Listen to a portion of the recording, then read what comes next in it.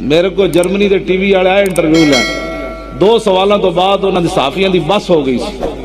میں کہا جلیو تو کوئی غلط فہمی ہے آسیہ مسیح دے بارے؟ میں کہا ایتھے تے کعبے دے غلاف نہ بھی گستاخ لٹکے ہوئے تے معافی نہیں ہے، چوڑی کے میں معافی اسی دے سکتے ہیں۔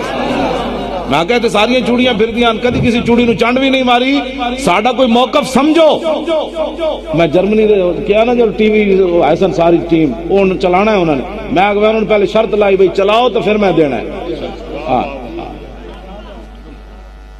انہوں نے کیا وہ پتہ ہے، میں انہوں نے جب شاہ جی تشریح کی تھی نا اسلام دی، وہ رو پہ انہوں نے کہا آج تک سانو یہ ہو جائے اسلام دا یارہ دسے ہی کسی نے۔ میں کہا فتح مکہ والے دن کتی سوئی پئی سی تے جدو رسول اللہ قریب تو گزرے تے ایک صحابی نو کھڑا کر دیتا، فرمایا میرے 10,000 غلاماں نے تو گزرنا ہے، اے نہ ہوئے تے بچے پیروں تھلے آ جائیں۔ میں کہا چلے او میں مڑ مڑ پوچھن اے ہے حدیث؟ میں کہا ہے نا۔ میں کہا چلے او کتی دے بچے بھی نہیں مرے اس دن، لیکن گستاخ کعبے نہ لٹکیا کیویں مر گیا؟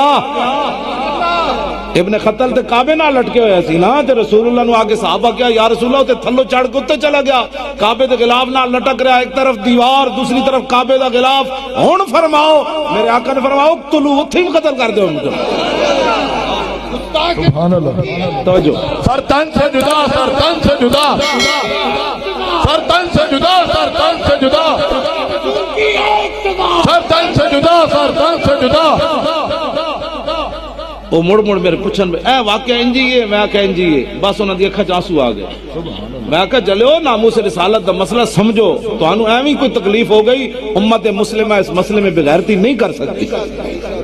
پھر میں انہوں نے امام مالک دی جدو گل سنائی، میں کہا امام مالک کو ہارون رشید پوچھا، مسجد نبی شریف پوچھا، ہارون رشید کہنے لگا حضور کے خلاف دنیا تے کوئی گل کرے تے پھر؟ فرمایا حضور دی امت بدلہ لوے۔ انہوں نے کہا جب بدلہ نہ لوے سکے تے پھر؟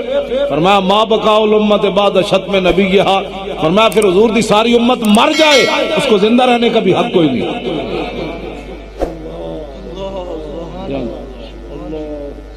وہ پہلے آسیہ مسیح دے وکیل نو مل کے آئے سن سیف الملوک نو، وہ ٹیم وہ کوئی انٹرویو لے کے آئی، پھر میرے کو آئے تو میں نے پتا ہے وہ صحافی کی کہنا سی، کہنے لگا قطع نظر اس دے کہ وہ وکیل ہے ایڈوکیٹ ہے، قطع نظر اس دے کہ تو کوئی مذہبی بندہ ہے، ایک گل میں ضرور کہنا کہ او دے اور تیرے درمیان زمین آسمان دا فرق ہے۔ سبحان اللہ۔ انجھے ہونے کیا